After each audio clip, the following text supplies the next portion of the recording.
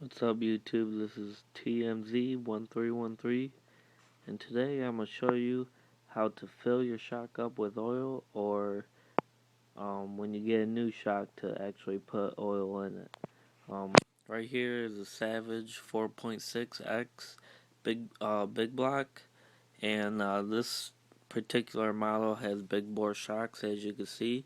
It might look a little different from your guys's because I've actually put these little spacers in here instead of the high tension springs. Yours probably looks like this right here. Has that little spring in right there. But I actually took this out.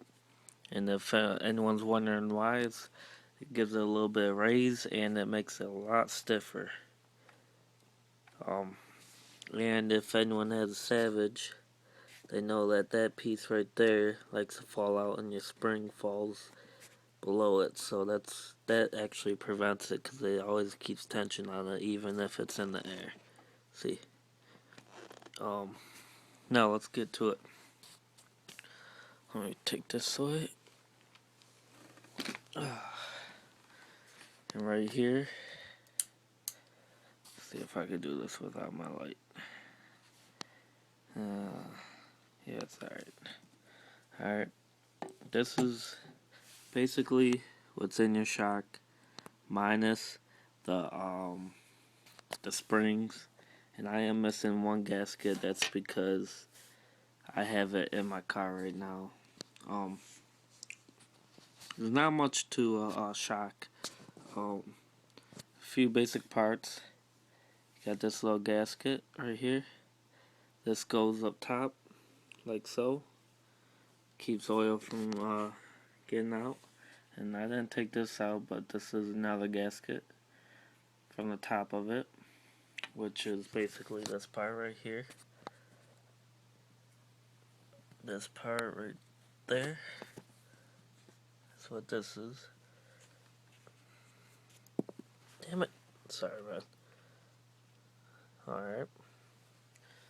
And then you actually got the shock housing. That goes right here. And the shafts. Which I didn't take that off because that's a pain in the ass. And this piece right here, which actually connects it to the wheel. You got a little, I forget what those things are called, but makes it where it could actually rotate. Alright. Now, this happens all the time.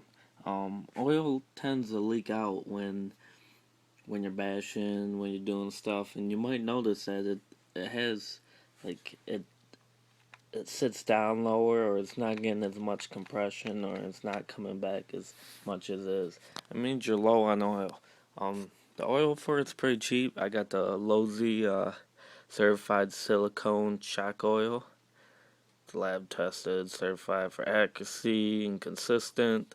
It's pretty cheap. You can tell I already used some of it because I had to replace a shock because it got ran over by a car. This is 30 weight, by the way. Now, first thing you want to do, let me set my camera down.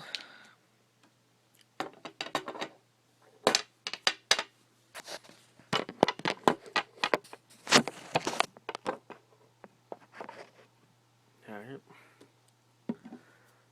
First thing you want to do is, yours might not look like this, but I'm going to put mine back together. You want to stick your shaft. God damn it. Guess I'm fumbly today. Stick your shaft in there. Yeah, I know all you fucking perverts stick your shaft in the hole. Ha, real funny. Anyways, so you got that in there. Now, I am missing a gasket right in there.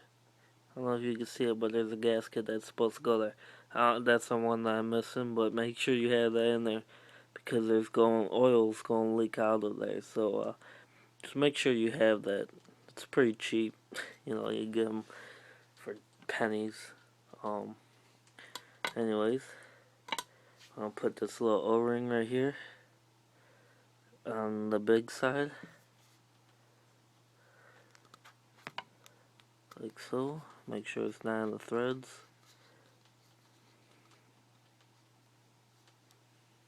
Just like so. See? It's on there now. Oh, I can't get my camera to focus. Anyways, next, you want to take the smaller piece. That goes right in the shaft, like so. And twist that on. Make sure gasket's in there, the one that I'm missing. Alright. Now that that's on there, I'm going to take this and put this on there like so. Now you want to do all this without the shock or the actual spring being on there. Because when the spring's on there, it's not going to, you're going to have to bleed the shock. So, alright, I think I'm just spinning, so I'm going to use some pliers. Try not to go too hard on it. Just give it light pressure so you could actually.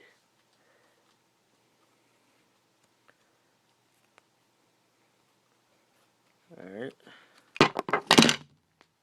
Sorry about that. Damn, I'm fumbles today. Anyways, now that you got that on there, like so, you want to fill this up with oil. Alright, once you fill that up, I can't do it because I don't got the gasket in here, so that ain't gonna work for me, but just pretend I'm pouring oil up in the shock. Alright.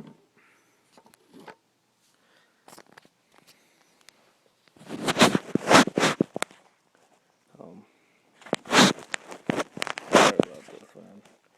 Anyways, just pretend I'm pouring oil in it. Now that when I do that, fill it all the way to the top. You're gonna have to do this level, but I can't.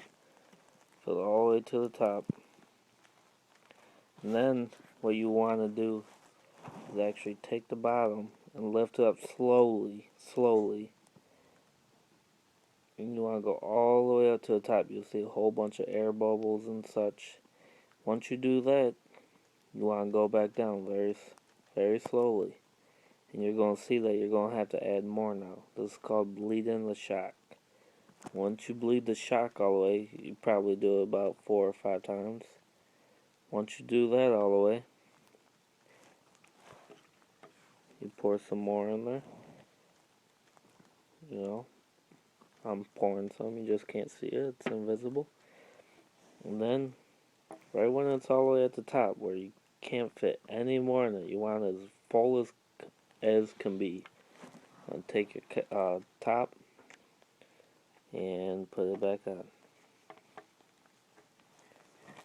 Make sure you're not cross-threading the threads. You want it nice and tight, just like so. So, this thing should be sticking out. And when you pull on it, it should come right back, just like so. But that's just because of gravity, but it should come back because of compression. It's going to be hard to lift up. Even though you don't have that spring on there, it's still going to come back. Now if you pull down and it doesn't, you still have some air in there, so make sure that you got it. And that's about it. I mean, there ain't much to it. It's pretty easy. You don't have to do it that much, but unless if it gets ran over a car like mine, then you have to replace the whole damn car. But there's a full shock for the Savage 4.6 big block. Alright, I'll keep you guys posted, and I'll let you see you guys later.